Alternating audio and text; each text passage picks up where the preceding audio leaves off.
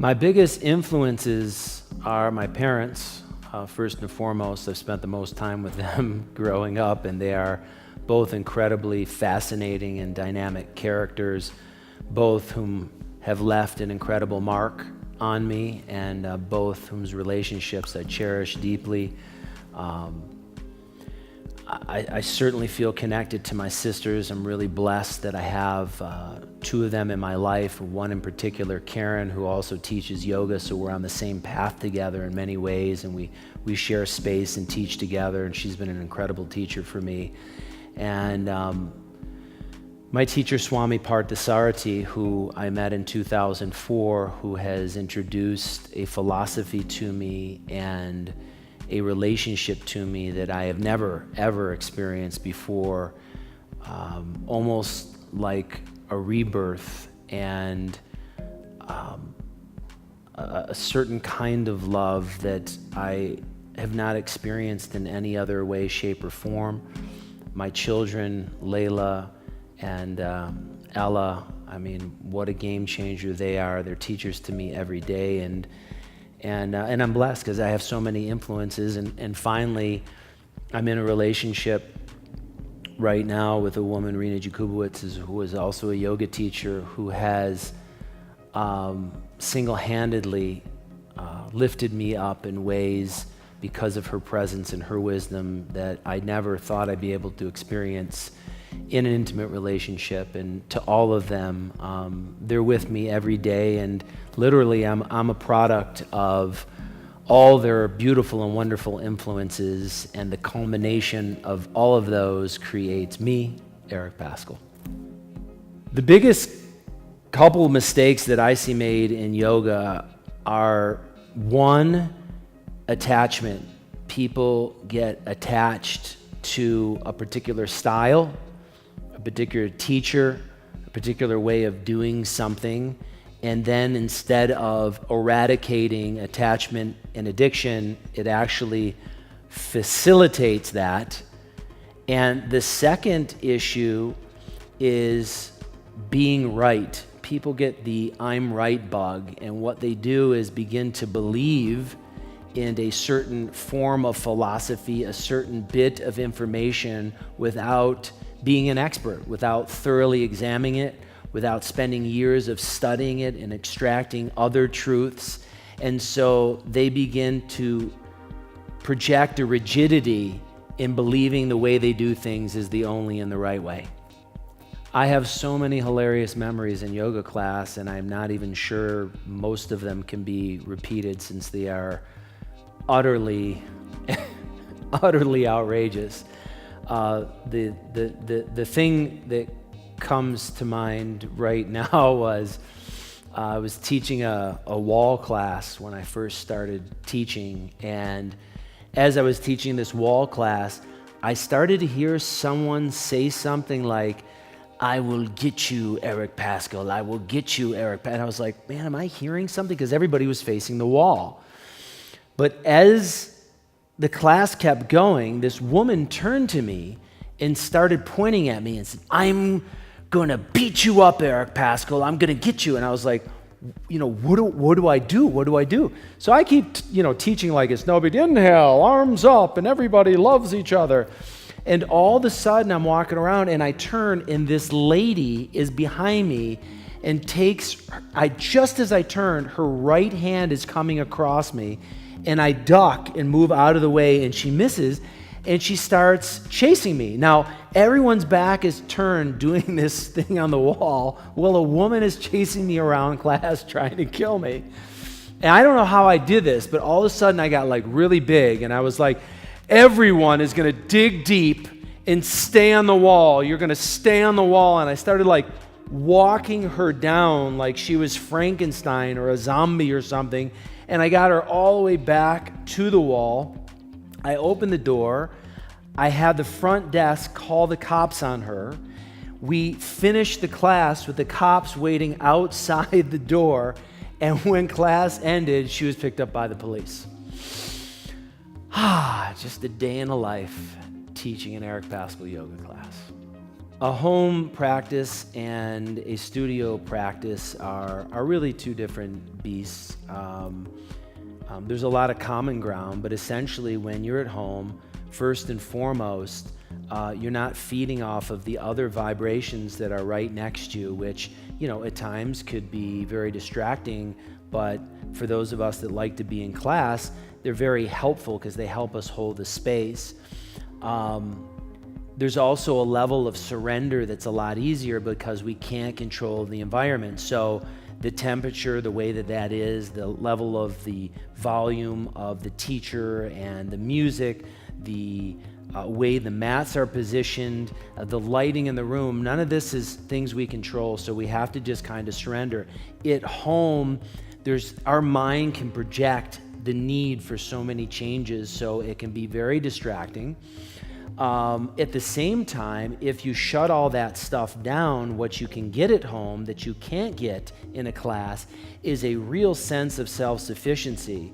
So the videos that we're making offer that experience of being a part of something, but there's an extra sense of discipline when you're at home to remove all your electronics, all the distractions, double bolt the doors, tell the kids to be quiet, and hold that space. And if you can really do it, the upside of that is super, super rewarding and rich. And that in itself is a little more conducive to moving through the day more independently of all your distractions than it would be taking a class at a studio. Addiction has not only shaped my life, but it shapes the lives of everyone. I don't know a single soul that hasn't or isn't captured by some kind of person, place, or thing in a way where we become reliant on that. And that is essentially what addiction means for me. It's when something outside of me becomes so important that I am preoccupied with having to have it, having to use it, needing it to help me function. And it comes in all shapes and sizes. Without being an addict, I would have bypassed any kind of self-exploration because the addiction alone becomes your own lifestyle. And as long as you're immersed in what it is that fuels you that way, there's no need for any kind of introspection that would remove those addictions. So essentially, the guy that you're listening to, the guy that I am, I can only be this guy. I could have only turned into this guy through really getting my ass kicked through drugs and alcohol in my youth. And the recovery process, having to hang out with other people that couldn't function, was the greatest gift that I've ever received. It has literally catapulted me into a world where, in order for me to survive, I have to be transparent. I have to connect with other human beings, and I have to continue to strive and struggle to evolve. Otherwise, I go into a major downslide backwards, and I don't think any of you would like to see that, and I certainly wouldn't. As is yoga is something that I came up with a little while ago, fairly recently actually. One, because everybody's always asking, what kind of yoga do you practice? And I don't know what to call it. And really through my own personal struggles, I came up with this thing for me personally because I have a nasty habit of not really loving myself as I am. I'm constantly wanting to connect to that better person I'm going to be, and then I'm going to love that guy. And I've been so inundated with changes in my life, changes that have been very hard for me, changes that have been very scary for me, changes that have been very humbling for me. And I realized through that process that I had to embrace everything as it was. And I've been taught through some mysterious source over the years that the very worst things that have ever happened to me have turned out to be the very best. I've learned so much through so much struggle. So I just stopped and said, I'm gonna start practicing some as-is yoga, and I'm gonna spread that out for everybody who is looking to simply surrender right now. and say, hey man, I don't know. I don't know what I'm going to change, and I don't know if I'm ever going to get better, and I don't know if I'm going to live some of my dreams, but I do know that if I continue to chase all that stuff without loving myself right now, without accepting some of the things in me that I don't like, I'm going to be a miserable soul along the journey. And I don't want to be miserable along the way. I want to be happy right now. So as is yoga is all about that, man. Whatever's working, whatever's not working, whatever feels good, whatever doesn't feel good, you put all of that in the mix and you say, hey man, this is as it is, and I'm gonna dig it right frickin' now. And lastly, I can't do it alone. So part of as is yoga is doing this thing together, is needing the support and getting the support from our fellow brothers and sisters that are in that same place, that want to find that happiness and peace right now as they are. And when the changes happen to come, if they do, hell, we'll love ourselves then as well. The practice of yoga guides and heals our personal relationships several ways. Physically, keeping ourselves fit and in shape so we feel better at a physical level. We're able to move easier at a physical level. And in a way, we're more comfortable in our own skin. In an emotional way, devotional yoga heals and helps relationships by understanding that there's a power greater than us. It's a mystery, and we don't know how we got here, we don't know where we're going, and we don't know when. And to be in reverence to that power, to recognize the incomprehensible, to acknowledge all the blessings we have, that sets the tone to be able to do that with someone else and put someone else in that role where we can be devotional to them as well. And lastly, yoga is about learning. It's about knowledge and wisdom. There's an ocean of information out there.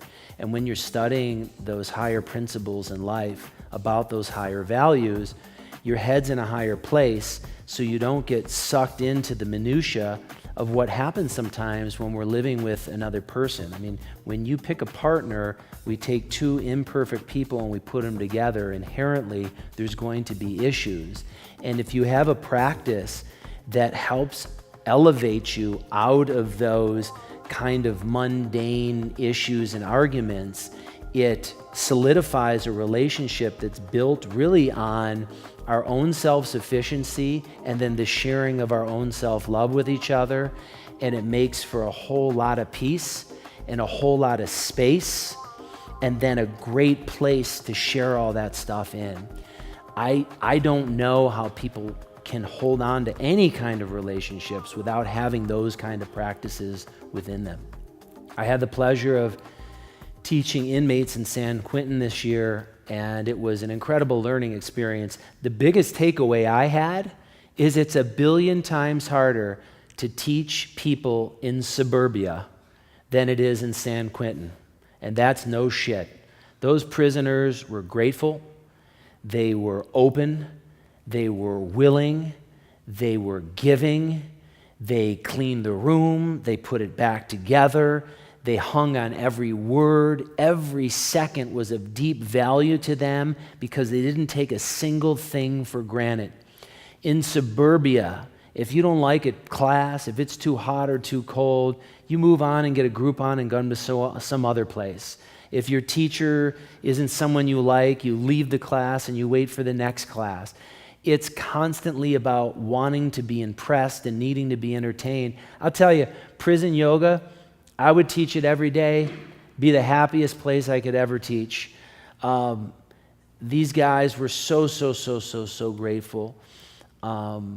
It shocked me because I thought going in, I was going to meet these, and they were talking about San Quentin, so some of the worst of the worst. So I thought, man, I'm going to have to come in hard and heavy and really get these guys' attention. It was the exact opposite. I will tell you that I realized when I left on a deeper level that, we're all in our own prison. And just like I told the guys in San Quentin, freedom isn't being outside of this establishment. Freedom is the ability to come out of our own fears, come out of our own anxiety, come out of our own impulsions, and be in complete control of our organs of action, our organs of perception. Freedom is a place you find within you. It's not a place outside of you. And so to that matter, I say I'm in prison and just about everybody I know is in their way. So what if our cells are a little nicer? The point is, yoga is about getting ourselves out, and that's where we all need to be. Music guides my yoga practice because it's so dope. I mean, music is like, it feeds me. Those vibrations, those lyrics, those songs, those instruments. Physical yoga is so tough for me. My body, it feels so good afterwards, but it is a challenge. And having something relatable, having something that speaks to me, having a healthy helpmate like music adds so much pep to my step when I'm practicing. I'm so grateful for these artists that have made masterpieces, and we get to take these masterpieces and plug them into what we're doing. It is unbelievable. The mantras, the meaning, the messaging, the rhythms, all of that relate to the flows and the dialogue in class. It is a perfect marriage. When I came up with using music, mainstream music in 1998, I was ostracized. But, so many people who couldn't take the music left the yoga classes, and so many more people came in because it's relatable, it's identifiable, and it's fun. It makes things better. Music and yoga, perfect marriage.